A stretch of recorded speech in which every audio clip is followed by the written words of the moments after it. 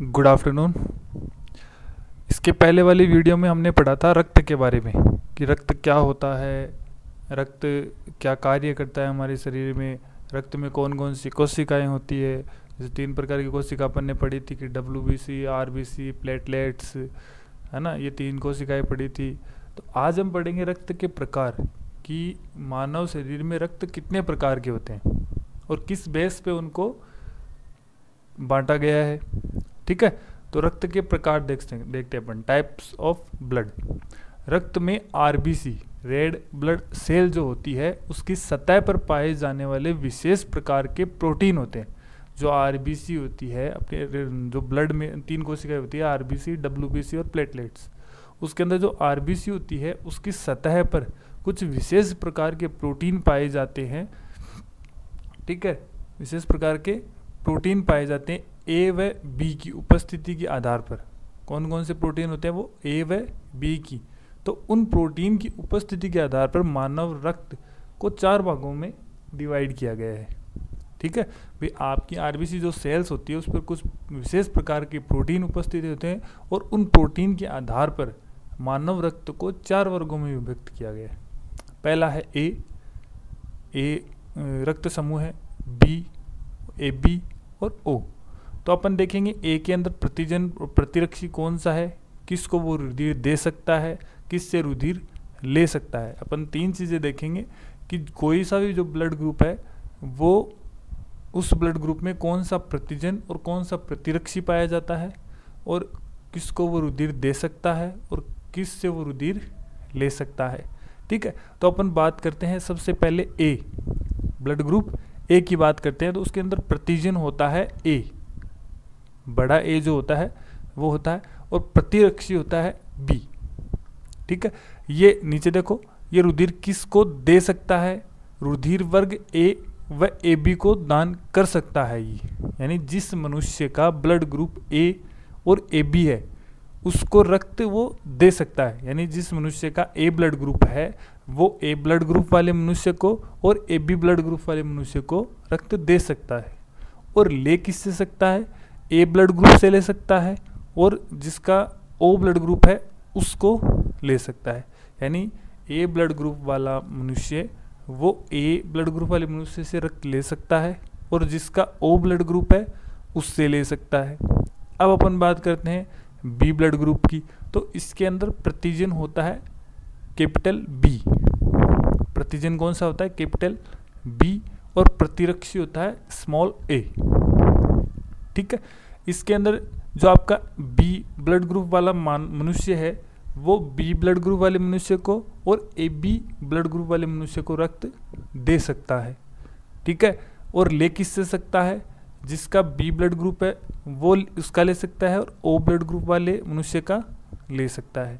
AB की बात करते हैं, इसके अंदर प्रतिजन कैपिटल A व कैपिटल B 2 प्रतिजन पाए जाते हैं इसके अंदर, और प्रतिरक्षी वो अनुपस्थित होते हैं। -NT लिख रखा है मैंने, तो -NT का मतलब है अनुपस्थित, यानी ठीक है, अनुपस्थित, absent जिसको बोलते हैं। ठीक है ना, absent है प्रतिरक्षी इसके अंदर। तो ये किसको रक्त दे सकता है? ये AB, यानी AB वाला जो मनुष्य है, AB ब्लड ग्रुप जिस मनुष्य का है वो AB ब्लड ग्रुप वाले मनुष्य को ही दे सकता है रक्त। ठीक है, और ले किससे सकता है? ये सबसे ले सकता है। इसको अपन सर्वग्राही बोलेंगे। क्या बोलेंगे? यह क्या है? सर्वग्राही रक्त समूह है AB। सबसे ले सकता है, A से भी ले सकता है, B से भी ले सकता है, AB से भी ले सकता है और O से भी ले सकता है। ठीक, अब बात करते हैं ब्लड ग्रुप O की। तो ब्लड ग्रुप O में प्रतिजन है वो absent होता है। ठीक है, और प्रतिरक्षी स्मॉल a व स्मॉल b होता है। ठीक, ये O जिसका ब्लड ग्रुप होता है वो किस मनुष्य को दे सकता है?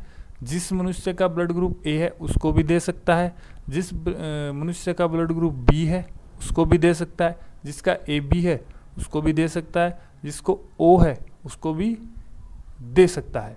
इसका मतलब ये सर्वदाता है, सबको दे सकता है। तो इसमें 2 क्वेश्चन आते हैं कि ब्लड ग्रुप AB है वो मतलब ये पूछते हैं कि सर्वदाता कौन है और सर्वग्राही कौन है। यानी जो सर्वग्राही है यानी सबका रक्त ले सकता है वो तो कौन है, ए बी। और जो सबको रक्त दे सकता है वो कौन है, ओ। ठीक है, तो अब नीचे देखो ओ वाला जो ब्लड ग्रुप, अगर किसी मनुष्य का ओ ब्लड ग्रुप है तो वो ले किससे सकता है, सिर्फ ओ वाले से ही ले सकता है। वो दे तो सबको सकता है लेकिन सिर्फ लेगा किससे, ओ जिसका ब्लड ग्रुप होगा उससे ही लेगा। ठीक है, आगे समझ में। चलो आगे बात करते हैं अपन मानव हृदय के बारे में। ये तो था रक्त के बारे में, इसमें आपको इतना ही देखना है, इतना ही इंपॉर्टेंट था।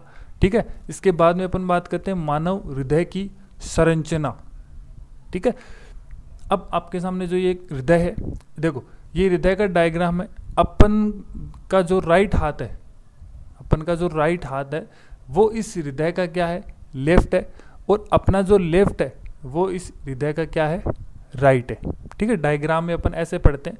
डायग्राम को कैसे पढ़ते हैं कि हमारा जो राइट है वो हृदय का लेफ्ट साइड है और जो हमारा लेफ्ट साइड है वो हृदय का राइट साइड है।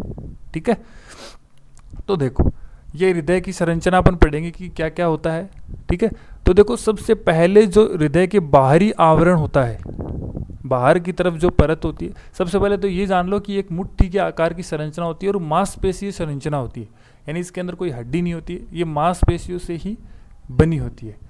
ठीक है, अब देखो आगे देखो, जो इस हृदय के चारों तरफ एक आवरण होता है उसको बोलते हैं अपन हृदय आवरण।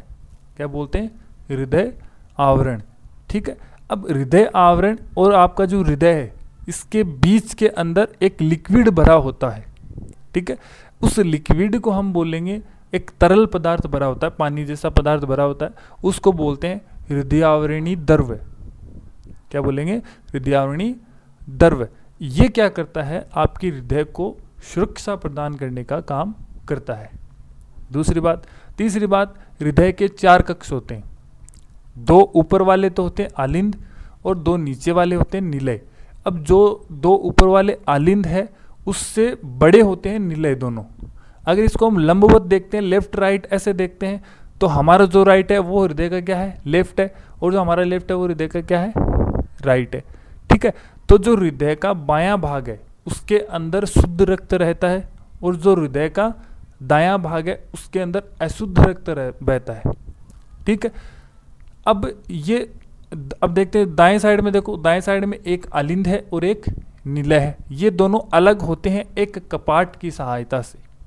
ठीक है, जो क्या करते हैं, हृदय को वापिस आलिंद में जाने से रोकते हैं। जैसे सबसे पहले हृदय आएगा दाएं आलिंद में, दाएं आलिंद से जाएगा दाएं निलय में। तो ये क्या करता है, जब दाएं आलिंद से दाएं निलय में रक्त आ जाता है तो इसको वापिस आलिंद में जाने से रोकता है। कौन, ये कपाट। ठीक है, जो ये आलिंद और निलय को बीच में अलग करते हैं कपाट, उस कपाट से क्या करते हैं, वापिस जाने से जो हृदय है, जो रक्त है वो निलय में आ गया, उसको वापिस आलिंद में जाने से रोकता है। तो इस कपाट को हम क्या बोलेंगे, जो बाएं साइड में है उस कपाट को तो हम बोलेंगे द्विवल्नी कपाट। पट भी बोल सकते हैं अपन इसको, कपाट भी बोल सकते हैं। ठीक है, जो लेफ्ट साइड में, दायां साइड में है, जो दाएं साइड में उसको बोलेंगे त्रिवल्नी कपाट। जो बाएं साइड में है उसको बोलेंगे द्विवल्नी कपाट और जो दाएं साइड में है उसको बोलेंगे त्रिवल्नी कपाट। ठीक है, जो आपका दायां आलिंद है उसके अंदर महाशिराओं द्वारा, महाधमनियों द्वारा रक्त क्या किया जाता है, लाया जाता है। ठीक है, शरीर से रक्त, अशुद्ध रक्त को लाया जाता है, वो दाएं आलिंद से दाएं निलय में जाएगा और दाएं निलय से क्या करेगा, वो अपने फुफ्फुस में जाएगा। ठीक है, फुफ्फुस से ये क्या करेगा, फुफ्फुस धमनी से, फुफ्फुस सिराओं से शुद्ध रक्त अपने बाएं आलिंद में आएगा और बाएं आलिंद से ये कहाँ जाएगा, बाएं निलय में, और बाएं निलय से हमारे शरीर में महाधमनियों द्वारा पहुंचा दिया जाएगा। ठीक है, ये है गया अपना हृदय की संरचना। एक बार अपन फिर इसको दोबारा से देख लेते हैं। हृदय खोखला बंद मुट्ठी के आकार का लाल रंग का होता है। हृदय के 4 कक्ष होते हैं। ऊपरी 2 कक्ष आलिंद अपेक्षाकृत छोटे होते हैं। आलिंद क्या होते हैं, निलय से हमेशा छोटे होते हैं 2। ठीक है, निचले 2 कक्ष निलय अपेक्षाकृत बड़े होते हैं। लंबवत रूप से हृदय के बाएं व दाएं भाग में एक एक आलिंद व निलय होते हैं। ठीक है, ये आलिंद व निलय कपाट के द्वारा विभक्त होते हैं। बाएं ओर का वॉल्व या कपाट द्विवलक तथा दाएं ओर का वॉल्व त्रिवलक होता है। ठीक है, द्विवलक वॉल्व या फिर कपाट जो होता है उसको बोलते हैं माइटर्स। ठीक है, और त्रिवलनी वॉल्व या त्रिवलय कपाट को अपन क्या बोलेंगे, एंट्रियोवेंट्रिकुलर। ठीक है, ये कपाट रुधिर के विपरीत प्रवाह को रोकते हैं। दाएं आलिंद में महाशिराओं द्वारा अशुद्ध रक्त आता है। शरीर के अंदर जो अशुद्ध रक्त मतलब जिसके अंदर CO2 घुला होगा, ठीक है, वो रक्त हमारे शरीर से महाशिराओं द्वारा दाएं जो आपका होता है आलिंद होता है उसमें लाया जाता है। ठीक है, फिर देखो बाएं आलिंद में जो आपका दाएं आलिंद में उसमें अशुद्ध रक्त आया और बाएं नीले में क्या होगा, फुफ्फुस शिराओं से शुद्ध रक्त आता है। हृदय के बाएं भाग में शुद्ध व दाएं भाग में अशुद्ध रक्त रहता है। अपन ने देखा था थोड़ी देर पहले कि जो हृदय का दायां भाग है उसके अंदर अशुद्ध रक्त रहता है और जो बायां भाग है उसके अंदर शुद्ध रक्त रहता है। ठीक है, दोनों निलय अंतर निलय पट के द्वारा पृथक रहते हैं। ठीक है, ओके, थैंक यू। अगर कुछ समझ में नहीं आए तो कमेंट बॉक्स में कमेंट कर सकते हैं या फिर मेरे नंबर दिए हैं वीडियो के डिस्क्रिप्शन में, उस पर आप कमेंट करके बताओगे तभी कुछ पता चलेगा, ऐसे कुछ नहीं पता चलेगा। ठीक है, ओके, थैंक यू।